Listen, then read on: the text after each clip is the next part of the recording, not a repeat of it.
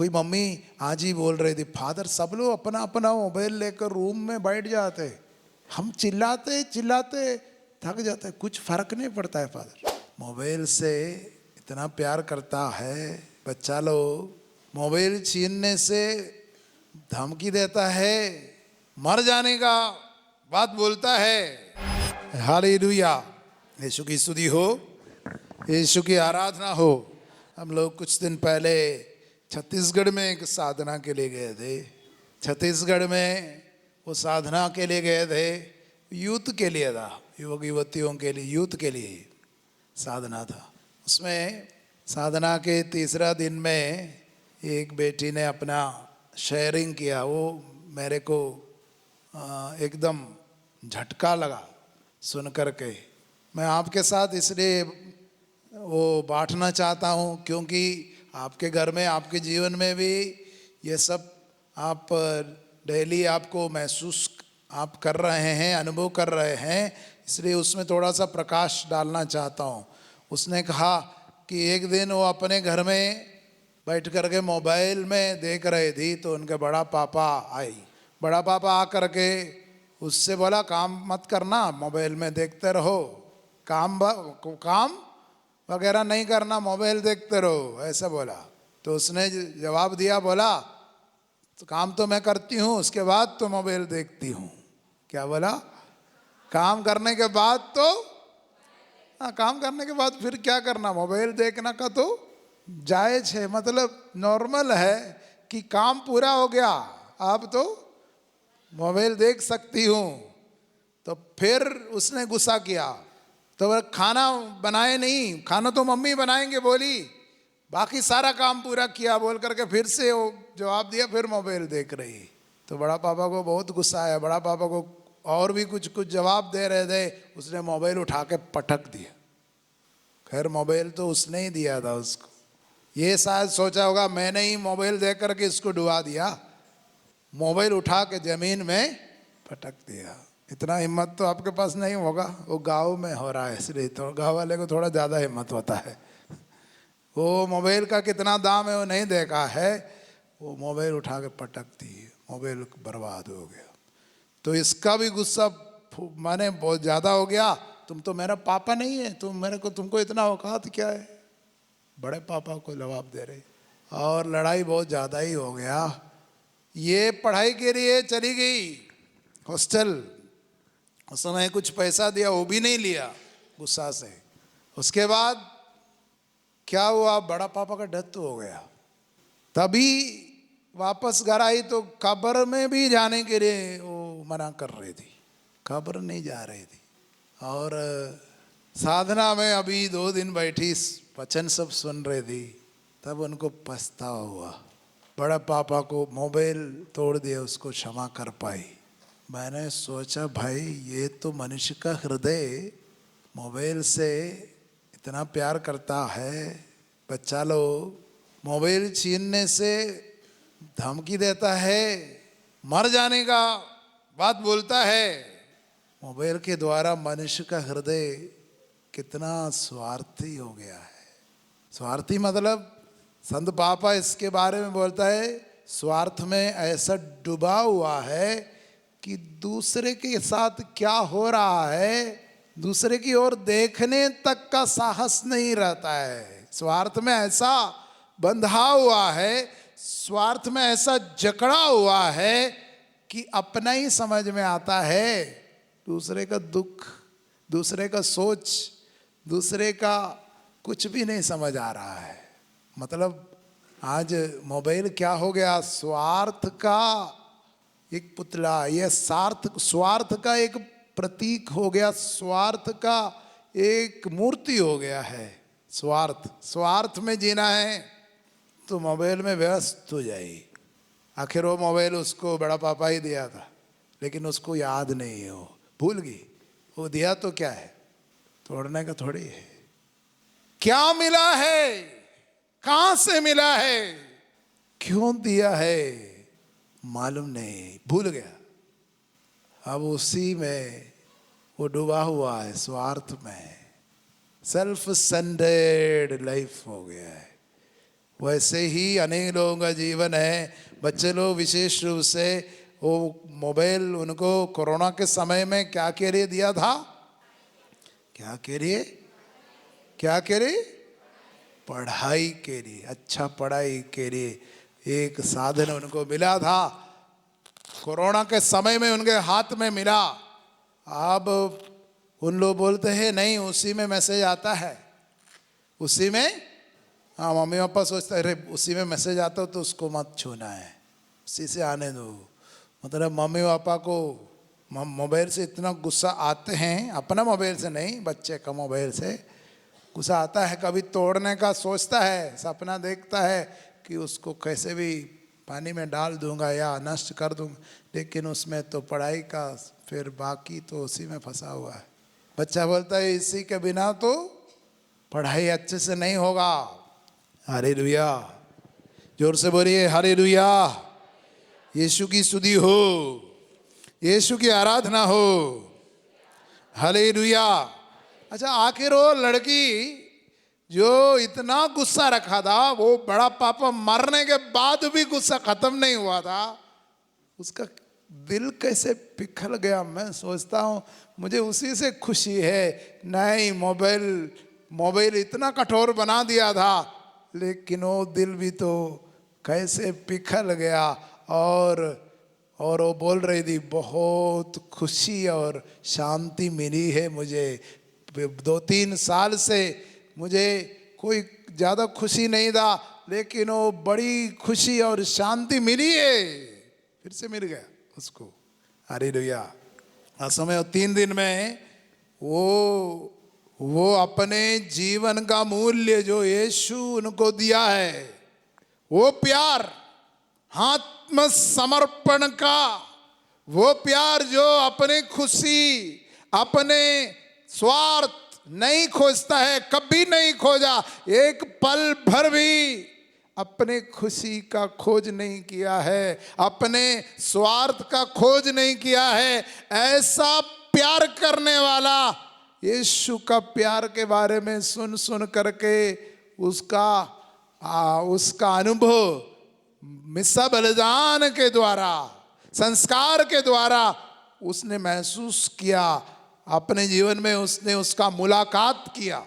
वास्तव में यीशु का हम लोग केवल याद नहीं करते हैं, केवल हम लोग यीशु के बारे में पढ़ते नहीं हैं, यीशु से हम आमना सामना होता है, मिसा बलिदान में होता है, संस्कार में होता है, हमारा उससे मुलाकात होता है, एनकाउंटर है हमारा। यीशु के साथ क्या होता है?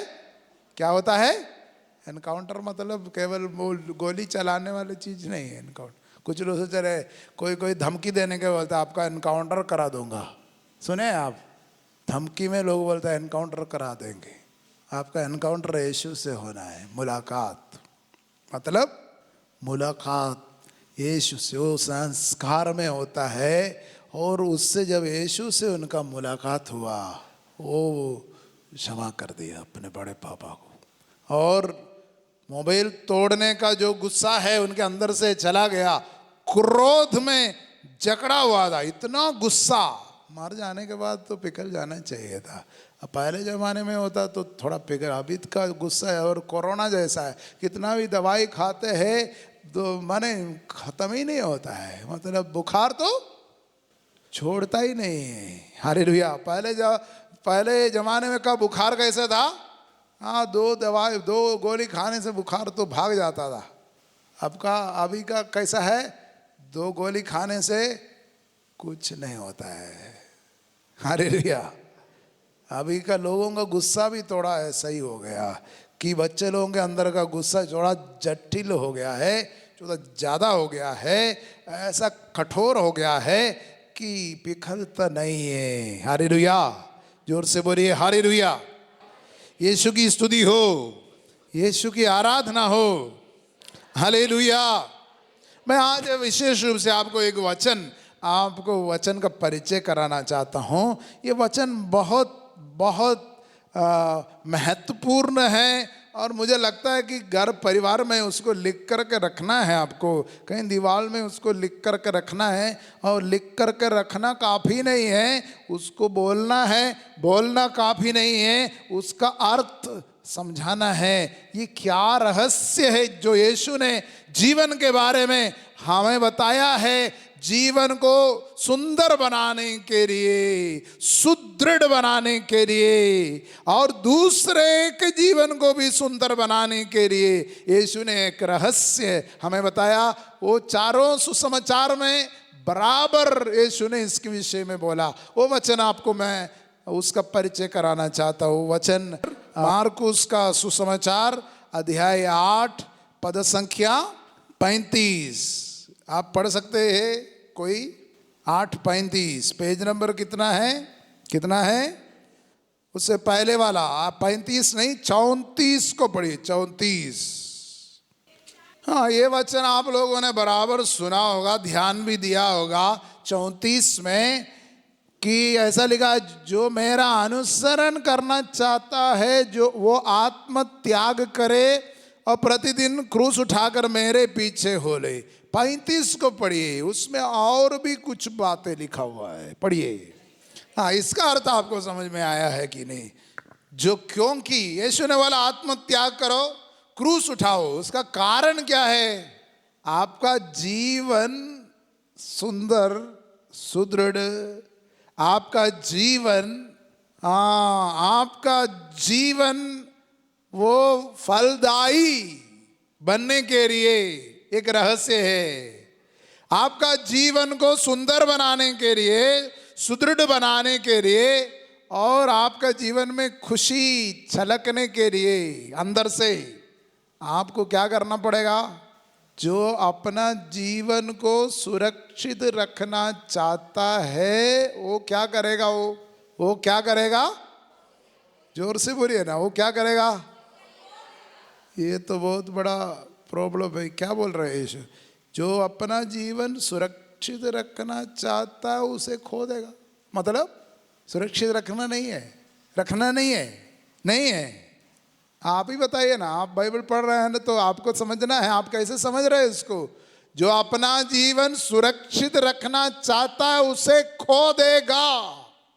यानी जो अपना जीवन अपने लिए जीना चाहता है, उसको अलग भाषा में मैं आपको समझा रहा हूं। जो अपना जीवन अपने लिए जीना चाहते हैं, अपने खुशी के लिए जीना चाहते हैं, अपने आप को खुश करने के लिए अपना जीवन का सभी सोच में आप सोचेंगे इससे क्या मुझे कितनी खुशी मिलेगी, मुझे क्या लाभ मिलेगा, मुझे कितनी खुशी मिलेगी, ऐसा सोच रखते हैं अपने जीवन के बारे में कि मैं अपना जीवन अपनी खुशी के लिए जीऊंगा। हालेलुया। तो क्या करेगा? क्या करेगा? खो देगा। हालेलुया। ये बहुत बड़ा एक ज्ञान है। ये ज्ञान प्राप्त करने के लिए शायद एक दिन में आप पढ़ करके भूल जाने से नहीं होगा। मैं ये वचन बहुत बार मैंने पढ़ा इसको, लेकिन जितनी बार पढ़ता है मुझे लगता है और आगे है इसका अर्थ। इसका अर्थ तो बहुत ही आगे है। तो ज्ञान मतलब क्या है? वो ज्ञान क्या है जो जीवन के बारे में आपको प्राप्त करना है और आपके बच्चों को देना है? वो है कि आप अपना जीवन अपने लिए, अपने खुशी के लिए जीने का सोच रहे हो तो आप उसको गवा दोगे, वो आप उसको नष्ट कर दोगे। आप अपना जीवन अपने लिए नहीं, दूसरे के लिए, दूसरे की खुशी के लिए, यानी कॉमन गुड। कॉमन गुड क्या कह रही है?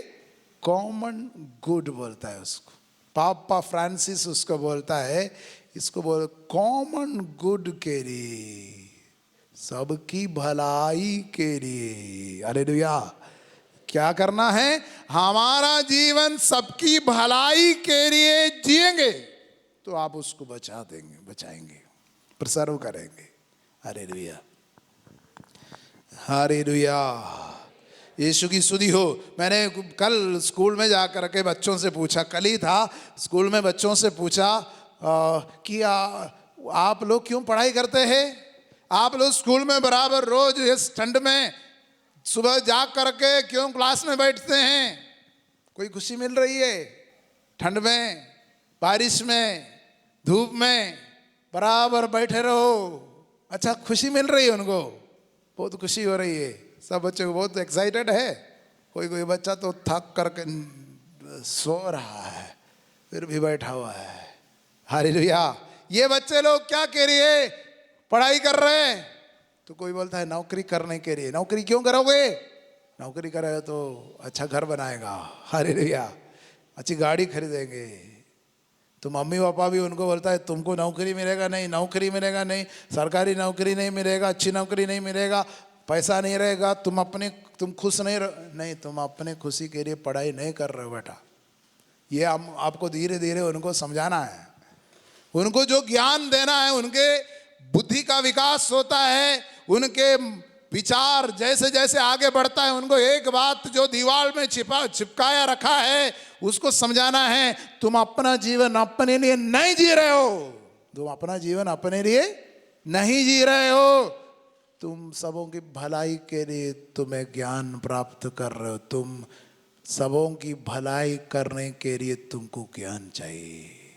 शायद तुम्हारा पापा मम्मी तुम्हारे लिए बहुत कुछ कमा करके रखे हो, तुम्हारे लिए इतना इकट्ठा किए हैं, तुम्हारे लिए अच्छा घर बना करके छोड़ दिए हैं, तुम्हारे लिए कुछ बैंक बैलेंस भी छोड़ दिए हैं, लेकिन उससे तुम ऐसे ही जीने के लिए नहीं, ये जो धन दौलत तुमको मिला है तुम्हारे बाप से, तुम्हारी माँ से, तुम्हारे पुरखों से जो मिला है, और तुम्हारा जीवन इसको सब लेकर के सबों की भलाई करने के लिए तुमको ज्ञान चाहिए। हालेलुया।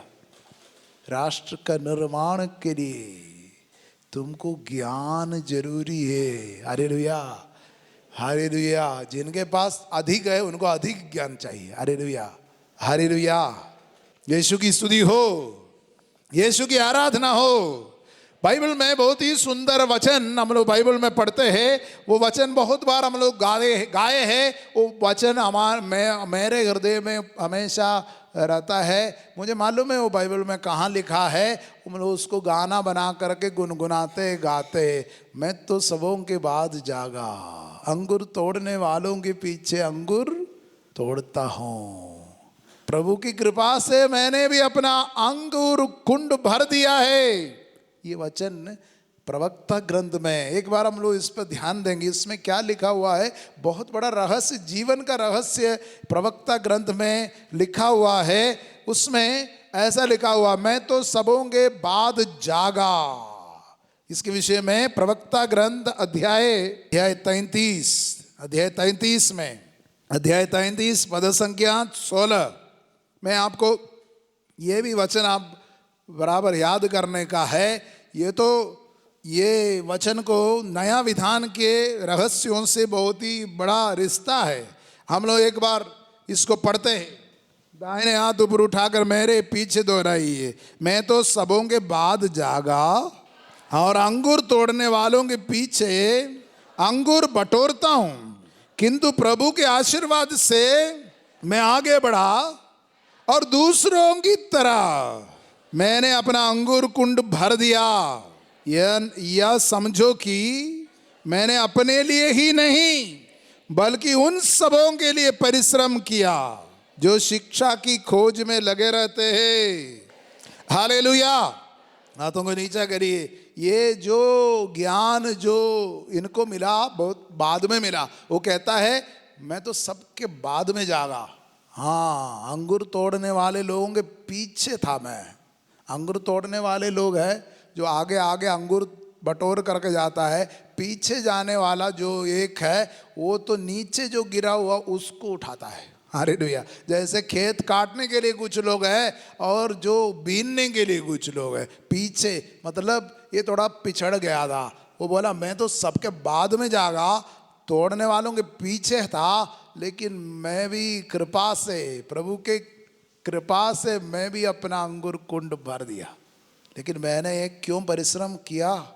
ये परिश्रम मैं केवल अपने लिए ही नहीं, अपने लिए नहीं, मैं उन सबों के लिए किया जो आपके प्रज्ञा की खोज कर रहा है, ज्ञान की खोज कर रहा है, उनके लिए कर रहे हैं। हालेलुया। आप सोच रहे होंगे आप रिटायर हो गया है, आपको समय नहीं मिला है। अनेक लोगों के घर में ऐसा है, माहौल उतना अच्छा नहीं है, लेकिन वो सोचता है मैं क्या कर सकता हूँ।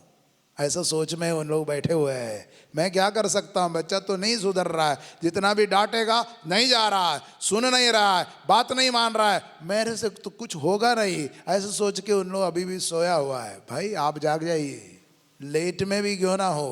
हालेलुया। आप लेट में भी क्यों ना हो, जाग जाओ। प्रभु की कृपा आपके साथ है। आप जब जागेगा ना, आप लेट में जागा होगा, लेकिन जाग गया तो प्रभु आपके लिए इंतजार में होगा, इंतजार में। आपका अंगुर कुंड, आपका दिल, आपका दिमाग भरेगा, भरेगा। हालेलुया। मैं सेमिनारी में था तो वचन नहीं पढ़ता था, बाइबल नहीं पढ़ता था। मैं सोचता था मेरे बस की बात नहीं, मेरे को एक भी याद नहीं होता है। हालेलुया। तो मैं नहीं करूंगा, कोई करेगा तो करने दो, हमको तो कोई दिक्कत नहीं, जो करना है तो कर ले। हालेलुया। हालेलुया। बाद में लेट हो गया तो जागा, कि प्रभु की कृपा से मैंने भी अपना अंगुर कुंड तो भर दिया है। लेकिन मुझे समझ में आया, मैंने जो अपना अंगुर कुंड अपने लिए नहीं भरा था, जो खोज में है उनके लिए, जो इसके सच्चाई की खोज में है उनके लिए। आप भी वही है, वही है। आपको ऐसा नहीं सोचना आप तो ऐसे ही चलेगा, थोड़ा व्हाट्सएप में, थोड़ा फेसबुक में, थोड़ा सोशल मीडिया में मैं अपना समय बिताऊंगा। क्या करना है, जो अभी तो दुनिया में आया है, 60-70 साल का हो गया हूं, और जो समय बचा हुआ क्या करूंगा। नहीं, जाग जाइए, वक्त आ गया, जागिए। जो बचा हुआ है वो प्रभु के लिए, अपने लिए नहीं, अपनी खुशी के लिए नहीं। आप जो रिटायर हो गया हो, अपने खुशी के लिए नहीं, वो सबकी भलाई के लिए, ज्ञान को बढ़ाने के लिए। आने वाले पीढ़ी खोज रहा है, उनको पहले दे दीजिए ईश्वर का ज्ञान, वो प्रेम का ज्ञान। नहीं तो वो मोबाइल में डूब जाएगा। वो सोचेगा कि मेरा मोबाइल तोड़ दिया, मैं उनको क्यों क्षमा करूंगा। हालेलुया। यीशु की स्तुति हो, यीशु की आराधना हो। हालेलुया। भाई और बहनों, हमें एक बात समझना है, हम लोग जो एजुकेशन, हम लोग जो शिक्षा प्राप्त कर रहे हैं, वो शिक्षा, वो ज्ञान जो प्राप्त करने के लिए जा रहे हैं, हम अपने लिए नहीं, अपनी खुशी के लिए, अपना खाने पीने के लिए, अपना घर बनाने के लिए, अपना गाड़ी खरीदने के लिए नहीं, वो सबों के भलाई के लिए हम जी सकेंगे, तभी हमारा जीवन खुश रहेगा, सुंदर रहेगा। हालेलुया। इसलिए यीशु ने पहले से हमें बता दिया, एक ही शब्द में बताया, जो अपना जीवन सुरक्षित रखना चाहते हैं वो उसे क्या करेगा, खो देगा। जो सुसमाचार के कारण, मेरे कारण उसे खो देता है, उसे सुरक्षित रखेगा। हालेलुया। जोर से बोलिए हालेलुया। तो आत्म त्याग का मनोभाव उसको हमें वो अपनाना है, उसका ज्ञान हमें बच्चे लोगों को देना है। नहीं तो बच्चे लोग बहुत ही गुस्सा वाला निकलेगा, धमकी देने वाला निकलेगा। बच्चे लोग बहुत धमकी देने वाला, गुस्सा करने वाला, बहुत ही कड़वाहट से भरा हुआ ऐसा निकलेगा। उनको आत्म त्याग का जो ज्ञान है वो बराबर देता रहना है, बराबर देता रहना। वो सबसे बड़ा ज्ञान वो है, सबसे बड़ा ज्ञान वो है। वो है तो जीवन सफल हो गया, सक्सेसफुल हो गया, वो विजयी है, वो विजयी है, संसार पर विजयी है। हमारा विश्वास वो संसार पर, संत योहन इसके विषय में स्पष्ट रूप से बताते हैं। संत योहन का सुसमाचार में हम लोग पढ़ते हैं, संसार पर वो विजयी है। जो हमारा विश्वास वो है कि आत्म त्याग का प्रेम प्रकट हो गया है, जो सच्चा प्रेम का ज्ञान क्रूस पर प्रकट हो गया है, वो विस्डम ऑफ गॉड है, सबसे बड़ा ज्ञान है, जो क्रूस का ज्ञान है, प्रकाश है, वो प्रकट हो गया है। और योहन उसके विषय में हमें बताते हैं, योहन कहता है वो विजयी है, जो जो ये विश्वास रखते हैं, ये विश्वास जो रखता है वो विश्वास रखने वाला विजयी है। हालेलुया। योहन का पहला पत्र अध्याय 2 पद संख्या 15 उसका 14 को पढ़ेंगे तो आपको समझ में आया। उसके ऊपर लिखा है, युवकों मैं तुम्हें इसलिए लिख रहा हूं कि तुम शक्तिशाली हो, तुम में ईश्वर का वचन निवास करता है। ईश्वर का वचन मतलब मसीह है, मसीह का प्यार है, मसीह और मसीह का प्यार, उसका ज्ञान, वो वचन जो देह बना, जो शून्य बनाया, अपने को निछावर किया, वो वचन तुम में निवास करता है और तुम दुष्ट पर विजय पाई है। तब तो तुम दुष्ट पर विजय पाए है, फिर तुम्हारे ऊपर दुष्ट का कोई अधिकार नहीं है। दुख और निराशा माने डिप्रेशन तुम्हारा नजदीक नहीं आएगा। आगे तुम ना तो संसार को प्यार करो ना संसार की वस्तुओं को। जो संसार को प्यार करता है उसमें पिता का प्यार नहीं है। पिता का प्यार जो क्रूस पर प्रकट हुआ वो प्यार है, वो प्यार नहीं है। हालेलुया। यीशु की स्तुति हो, यीशु की आराधना हो। हालेलुया।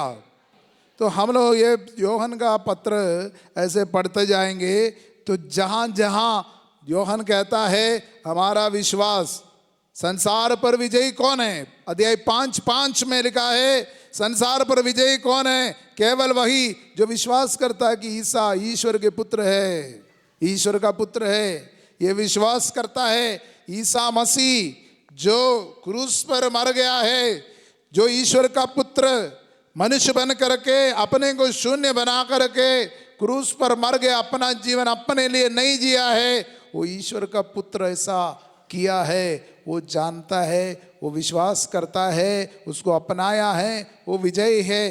क्योंकि हम अपना जीवन उसके लिए जी रहे हैं। अभी वो प्यार हम लोग अपने जीवन में अपनाने के लिए जी रहे हैं, उसका ज्ञान प्राप्त कर रहे हैं, वो विजयी है। हालेलुया। जोर से बोलिए हालेलुया। यीशु की स्तुति हो, यीशु की आराधना हो। हालेलुया। तो हमें एक बात समझना है, आज मनुष्य का हृदय और बच्चे लोगों का हृदय इतना कठोर क्यों हो रहा है? पढ़ाई क्यों नहीं कर पा रहे? बच्चे लोग पढ़ाई क्यों नहीं कर पा रहे? क्योंकि उनको उनके एज के हिसाब से उनको ये ज्ञान में वृद्धि नहीं हो रहा है। उन लोग क्यों पढ़ रहे हैं? उन लोग किस बात के लिए इतना मेहनत कर रहे हैं? इतना कष्ट क्यों उठा रहे हैं? इतना सुबह क्यों जाना है? खाने पीने के लिए तो तुम्हें मिल रहा है, कपड़ा तो मिल रहा है, त्योहार में मिल रहा है। एक पिताजी मेरे पास आकर के बोला, फादर मैं अपनी पत्नी को बताता हूँ कि ये बच्चे लोगों को ना केवल त्योहार में और जब परीक्षा से पास करेगा तभी कपड़ा खरीद के देना है, नहीं पहले देगा तो इन लोग है ना माने फिर बिंदास रहता है, पढ़ाई में कोई ध्यान नहीं देता है। अरे भैया, वो पिताजी का सोच क्या है? वो सोचता है थोड़ा मतलब परफॉर्मेंस करेगा, थोड़ा सा कुछ देगा। मैंने बोला ऐसा सोचने से, वो पहले ज़माने में उतना बुद्धि और उतना ज्ञान काफ़ी था, अब उससे नहीं चलेगा, वो नहीं चलेगा। वो छोटा सा बच्चा को चलेगा जैसे माने तीसरा चौथा पांचवा कक्षा में आएगा, उनका बुद्धि ज़्यादा विकसित हो जाता है, उनको उस हिसाब से जो ज्ञान और प्रेम का ज्ञान उनको ज़रूरी है। तुम इसलिए पढ़ रहे हो, उनको इंट्रोड्यूस कराना पड़ेगा। उनको ऐसा नहीं अरे तुम्हारे पास जो है उससे, हाँ जो अभी चल रहा है उससे तुम संतुष्ट रहो, आज जो चल रहा है चलने दो, मैं तो अपने ही व्यस्त रहूँगा, उतना ही काफ़ी है। नहीं, काफ़ी नहीं है। ये दुनिया में जो कुछ भी है उसको सुधारने के लिए तुम आए हो। क्या स्वर्ण रेखा नदी इतना गंदा बहती है, वैसा ही बहना काफ़ी है। चलो यार, वो तो पहले से, मेरा जन्म से पहले से वो बहुत गंदा हो गया था, उसको ऐसे ही बहने दो, काफ़ी है। नहीं सुधारना है, कौन सुधारेगा? आप एक प्लास्टिक उसके अंदर डालेगा तो हो जाएगा। और झारखंड का वो नदी को कौन सुधारेगा? तुम नहीं सुधारोगे। उसको प्यार करने के लिए उनको सिखाना पड़ेगा। ये वातावरण, ये कुदरत, ये जमीन, ये मट्टी, ये जल जंगल, इसको प्यार करने के लिए कौन सिखाएगा? आप नहीं सिखाएगा कि तो तुम अपने मोबाइल में रहो बेटा, कुछ भी हो उसमें मैसेज करते रहो, उसमें कुछ मनोरंजन की चीज़ देखते हंसते रहो, बस उसी में तुम्हारा खुशी और आगे बढ़ेगा नहीं बढ़ेगा, तुम दुखी हो जाओगे, उदास हो जाओगे। क्या यहाँ के गरीब, तुम इंग्लिश मीडियम में पढ़ रहे तो जो पढ़ाई तक नहीं कर पा रहे, एक फीस भी नहीं दे पा रहे, उनका लाइफ को, उनका दुख समझने के लिए आप एक दिन वो घर में वो गरीब बच्चे के पास आपके बच्चे को नहीं ले जाएगा?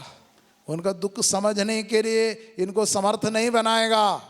तो आप अपने बच्चे को सुरक्षित रखना, बस उसी के पढ़ाई, बस वो पढ़ाई करके अच्छा नौकरी करके अच्छा खाया पिए पहने रहे, अच्छे घर में रहे। आप भी वही सोच में उनके अपने बच्चे को पढ़ा रहे, आप दूसरे के दुख तकलीफ उनको समझाने वाला नहीं है। तो आप अपने बच्चे को अपने खुशी के लिए पाल रहे हो, कॉमन गुड के लिए नहीं।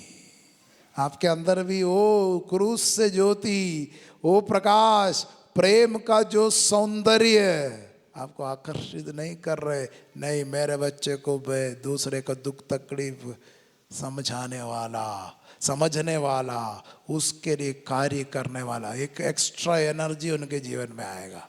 हालेलुया।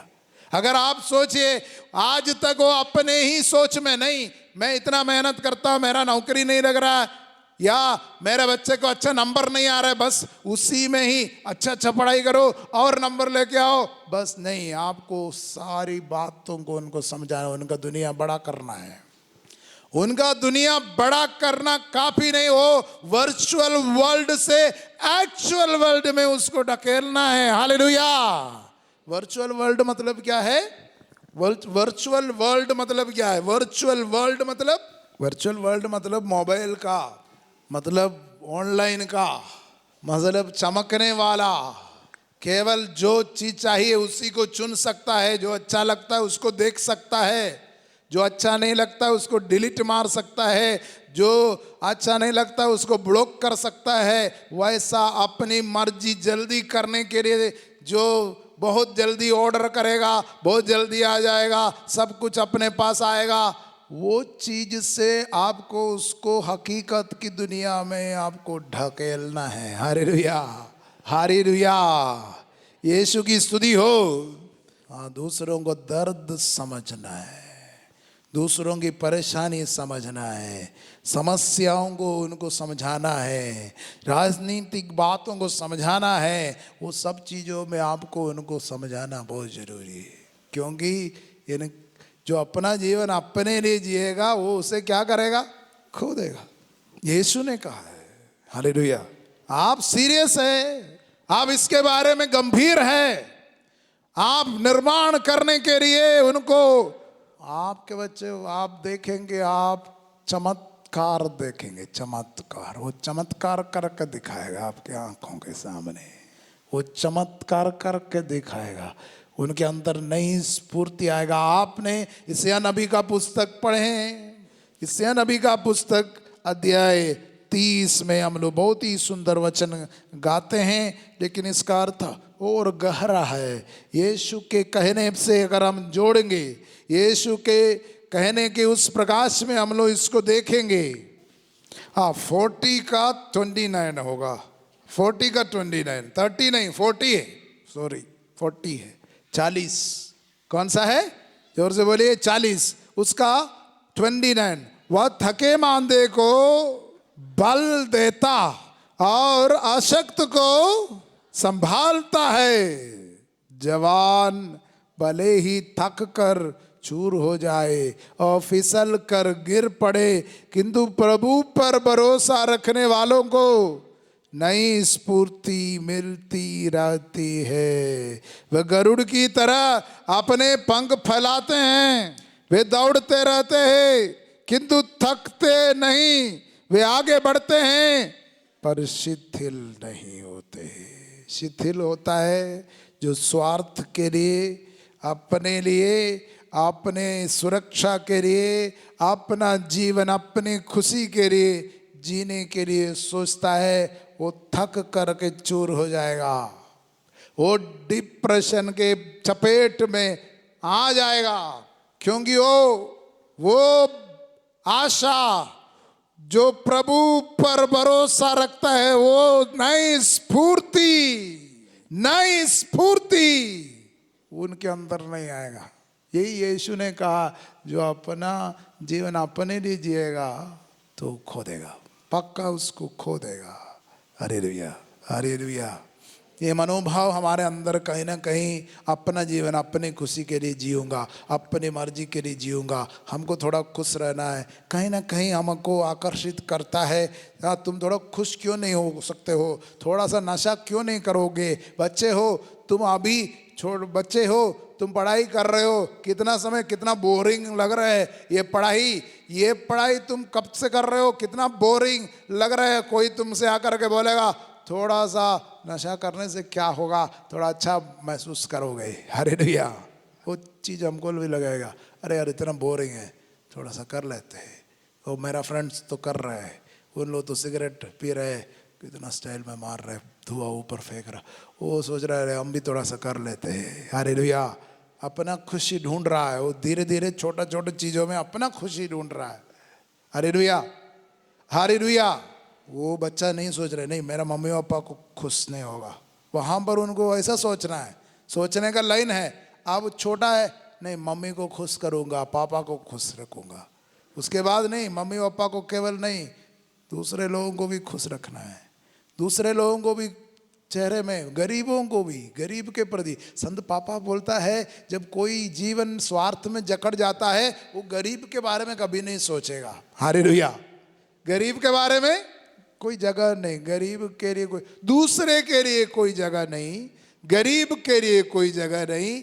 ईश्वर के प्रेम का जो आनंद है वो भी अंदर से महसूस नहीं कर पाता है। ईश्वर का प्रेम, ईश्वर तुमको बहुत प्यार करता है, वो आनंद फिर महसूस नहीं कर पाता है। Hallelujah, hallelujah. यीशु की स्तुति हो। और वो आवाज़ सुन नहीं पाता है। Hallelujah, hallelujah. और क्या होता है, इतना डिस्टर्ब, गुस्सा उसमें रहता है, चिढ़ में रहता है, वो चिढ़ में रहता है, गुस्सा में रहता है, छोटी सी बात से इतना बहुत गुस्सा होता है। हालेलुया। वो मनुष्य अपनी ओर झुका हुआ है, स्वार्थ में जकड़ा हुआ उसका संकेत है। आपको समझना है, क्या मेरे घर में स्वार्थ बढ़ रहा है। कोई मम्मी आज ही बोल रही थी, फादर सब लोग अपना अपना मोबाइल लेकर रूम में बैठ जाते, हम चिल्लाते चिल्लाते थक जाते, कुछ फर्क नहीं पड़ता है फादर। हालेलुया। इतना हो गया कि हमारा चिल्लाना तो ऐसा हो गया, कोई फर्क नहीं पड़ रहा है। हालेलुया। यीशु की स्तुति हो। हम लोग आज प्रार्थना करेंगे, प्रभु का प्रेम इन सारे बंधनों को तोड़ेगा, प्रकाश लाएगा। प्रेम का प्रकाश में हमारा समाज, परिवार प्रज्वलित हो जाएंगे, प्रकाशित हो जाएंगे। वो प्रकाश फैलेगा। अंधकार में बैठने वालों ने एक महती ज्योति देखी, वो ज्योति यीशु का प्रेम का प्रकाश है। वो आपका जीवन को बहुत ही सुंदर बनाएगा। जो अपना जीवन अपने लिए जिएगा वो उसे गवा देगा। यीशु ने कहा, जो अपना जीवन सुरक्षित रखना चाहता है वो उसे खो देगा, जो मेरे कारण उसे खो देगा उसे सुरक्षित रखेगा। इससे जबरदस्त जिंदगी के बारे में छोटे से एक शब्द में कौन समझा सकता है। ये रहस्य है, इसमें आपका जीवन का पूरा रहस्य समाया हुआ है। यीशु ने वही बात दूसरों को बोला, गेहूं का दाना मिट्टी में गिरकर नहीं मरता है, अकेला रहता है, फल कहाँ से आएगा, मर जाता है, फल उत्पन्न करता है। पूरा यीशु का जीवन इतने महान रहस्यों में हमें बता दिया है। हमें उस पर उसको भूलना नहीं है, हमको याद रखना है हमारे प्रभु ने जीवन के बारे में क्या बोला है। उसको नज़रअंदाज करके हम आगे नहीं बढ़ सकते। Hallelujah, hallelujah. हम वहीं के वहीं रह जाएंगे, एक कदम भी आगे नहीं बढ़ पाएंगे। हम लोग प्रार्थना करेंगे पवित्र आत्मा से। खड़े हो जाइए। हम लोग पवित्र आत्मा से प्रार्थना करेंगे कि ये रहस्य हमारे अंदर रोज चमकता रहे, हमारे आंखों के सामने हमेशा टिका रहे, हमारे हृदय पर अंकित रहे, हमारे घर के दीवार में, हमारे चौखटों में, सब जगह में ये रहस्य मसीह का क्रूस के साथ हम लोग लिख कर रखेंगे। वास्तव में जब आप क्रूस को देखता है, ये रहस्य को देखता है, अपना जीवन अपने लिए नहीं जीना है, जीना है तो उसके लिए और कॉमन गुड के लिए, सबकी भलाई के लिए। उसके लिए मुझे ज्ञान प्राप्त करना है, उसके लिए मुझे वो शिक्षा प्राप्त करनी है, मुझे उसके लिए अपना जीवन अनेकों की भलाई के लिए। यीशु ने ये बात अनेक शब्दों में बोला। यीशु ने बोला मैं सेवा कराने नहीं, करने के लिए अपना जीवन अर्पित करने आया हूँ। हम लोगों को ये प्रेरणा दे, प्रोज्वलित करे हमारे हृदयों को। अवश्य हमारे बच्चे लोग श्रेष्ठ बातों को समझने के लिए वो समर्थ है। अगर उनके सामने अति श्रेष्ठ जीवन का मॉडल रखेगा, उन लोग उसको फॉलो करेंगे। हम लोग प्रार्थना करेंगे, हम लोग ये लक्ष्य को सामने रखते हुए आगे बढ़े। प्रार्थना करेंगे। परम प्रसाद में अब उपस्थित यीशु के सामने हम पूरे रांची शहर को, रांची डायसिस को, पूरे छोटा नागपुर के इस क्षेत्र को और सभी विश्वासियों को समर्पण करेंगे। और हम पड़ोसियों को, हमारे इर्द गिर्द में रहते बच्चे लोग हैं, जिन जिन परिवार में सबसे अधिक समस्या का सामना कर रहे, वहाँ पर समझाने वाला कोई नहीं है, अगुवाई देने वाला कोई नहीं है, डांटने वाला कोई नहीं है, मार्ग दिखाने वाला कोई नहीं है। प्रभु उन सबों के ऊपर भी दया करिए। प्रार्थना करेंगे। हे पिता, यीशु के पावन लहू से धो दे हमें और आत्मा से भर दे हमें।